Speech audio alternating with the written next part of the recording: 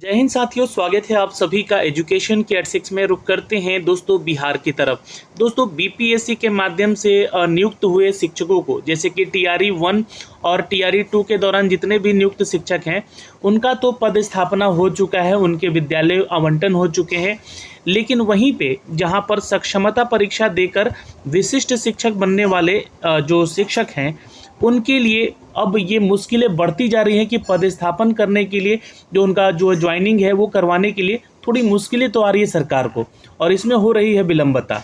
अब देखिए, जो बीपीएससी अभी जो टीआरई 3 होने वाला है, अब इस एग्ज़ाम का होने के बाद आपके बता दें कि इसका रिज़ल्ट आए, और रिज़ल्ट आने के बाद ये भी उस लिस्ट में शामिल हो जाएंगे जहां पर पदों की स्थापना की जानी है, यानी कि किस विद्यालय में कहां पर किस तरह की सीटें खाली हैं, किस कक्षा की सीटें खाली हैं, वहां पर आप लोगों को भेजना।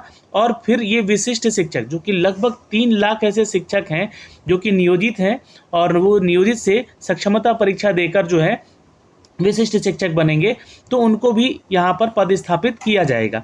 तो इन सबको लेकर जो है थोड़ी मुश्किलें तो आ रही हैं, लेकिन कुछ ऐसे सवाल जो आप लोग के आ रहे थे उसके ऊपर भी हम लोग चर्चा करेंगे। और जैसे कि यहाँ पर एज रिलैक्सेशन को लेकर भी बात की जा रही है कि एज में छूट दिया जाए, तो माननीय मुख्यमंत्री जी के पास जो है सूचनाएं पहुंचाई जा चुकी हैं कि उम्र सीमा में छूट दिया जाए। बीपीएससी देखिए, अब तो टीआरई 3 का नोटिफिकेशन भरा जा चुका है ना, लेकिन यहाँ पर जब टीआरई 4 का नोटिफिकेशन आएगा उसमें मांग की जा रही है कि इसमें कुछ सुधार किए जाए, क्योंकि वैसे शिक्षक जो कि अपनी तैयारी में हैं और उम्र सीमा में छूट को लेकर मांग भी लगातार कर रहे हैं।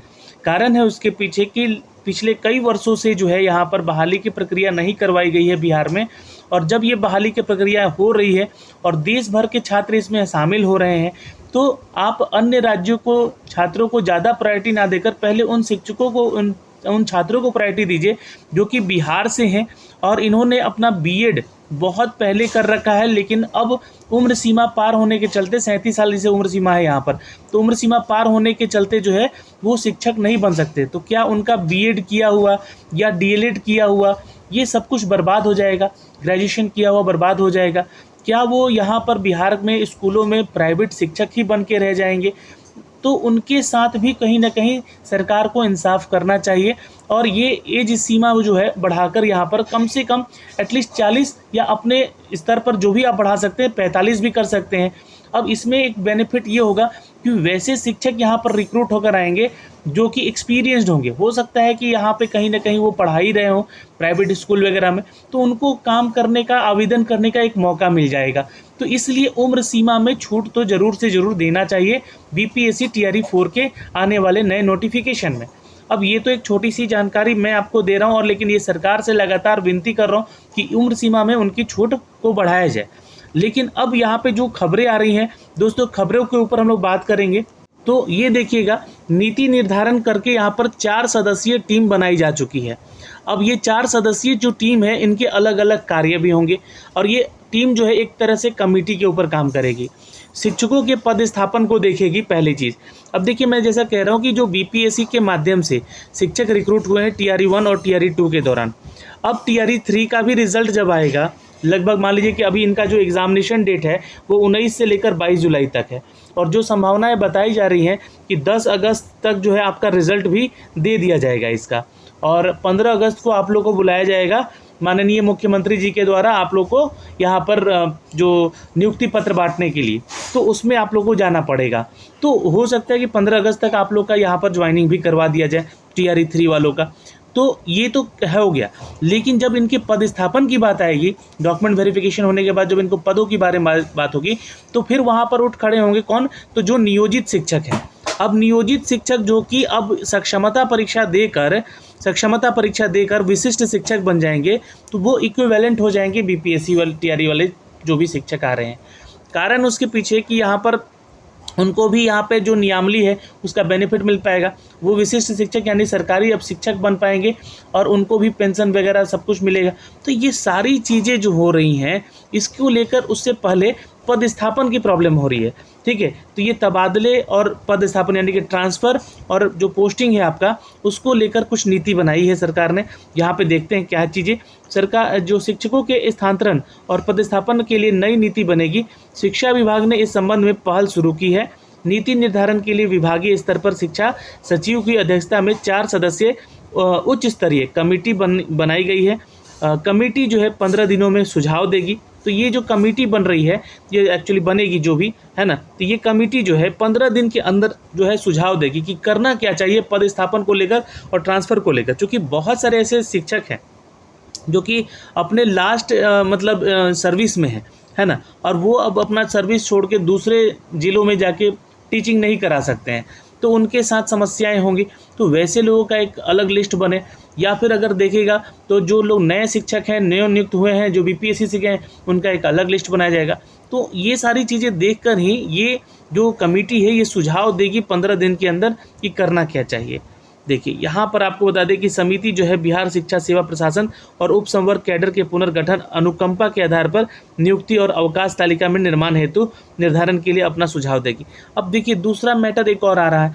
बहुत सारे ऐसे शिक्षक हैं जो कि अनुकंपा पे उनकी नियुक्ति हुई है। अनुकंपा क्या होता है कि मान लीजिए कि आपके माता पिता हैं, कोई वो जॉब में है, इन जॉब है, और खुदा ना खास उनकी जो है मृत्यु हो जाती है उस दौरान जब वो ड्यूटी में है, या फिर जब भी वो इन सर्विस हैं, तो उनकी जगह पे आप जो है अनुकंपा के आधार पे नियुक्ति ले सकते हैं।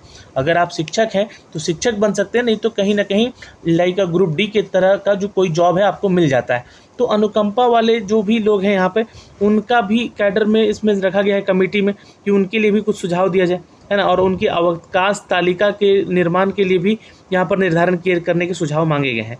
अब देखिए शिक्षा विभाग जो है यहाँ पर निदेशक है प्रशासन सह अपर मुख्य सचिव सुबोध कुमार चौधरी ने इस संबंध में मंगलवार को अधिसूचना जारी की है, और कमेटी के बिहार शिक्षा परियोजना परिषद के राज्य परियोजना निदेशक, प्राथमिक शिक्षक निदेशक, माध्यमिक शिक्षा निदेशक को सदस्य बनाया गया है। दरअसल यहाँ पर इस समय शिक्षकों का स्थानांतरण और पदस्थापन जो है यह होना बाकी है, और ये जो है मामला काफ़ी सुलझा हुआ नहीं लग रहा है, यानी उलझा हुआ लग रहा है। तो स्थानांतरण और पदस्थापन का मामला विभाग के लिए बड़ी एक चुनौती बनी हुई है। लगभग 3 लाख नियोजित शिक्षक हैं। विशिष्ट शिक्षक के रूप में चयनित होने के बाद यहाँ पर जो व्यवस्थित पदस्थापन किया गया है, फिलहाल उसके लिए स्पष्ट नीति ये नहीं है यहाँ पर बनी हुई, और इसमें हो रही है गड़बड़ी और इसमें हो रही है देरी कि सक्षमता परीक्षा 2 का भी एग्ज़ाम अभी तक नहीं लिया गया है, जो कि बार बार स्थगित किया जा रहा है उसको, तो उसको भी जल्दी ले और आवंटित स्कूलों में उनको विशिष्ट शिक्षक के रूप में उनकी पदस्थापित करे। यह एक पहेली तो बनी हुई है, कमेटी बनेगी, विभाग जो है इसको स्पष्ट सुझाव देगा विभाग को, और इस समय जो है विभागीय स्तर पर तबादले को लेकर विमर्श भी हो रहे हैं कि किसका कहाँ कैसे ट्रांसफ़र किया जाए। इन सभी चीज़ों पे बात हो रही है, और अनुकंपा वाले चीज़ों पे भी यहाँ पर चर्चाएं हो रही हैं कि उनको कैसे यहाँ पे अवकाश और उनकी नियुक्ति को लेकर सुझाव दिए जाए। तो ये सारी अपडेट है दोस्तों यहाँ पर जो कि आज के इस खबर में दिया गया है। और फिलहाल एज रिलैक्सेशन को लेकर लगातार मांग उठ रही है।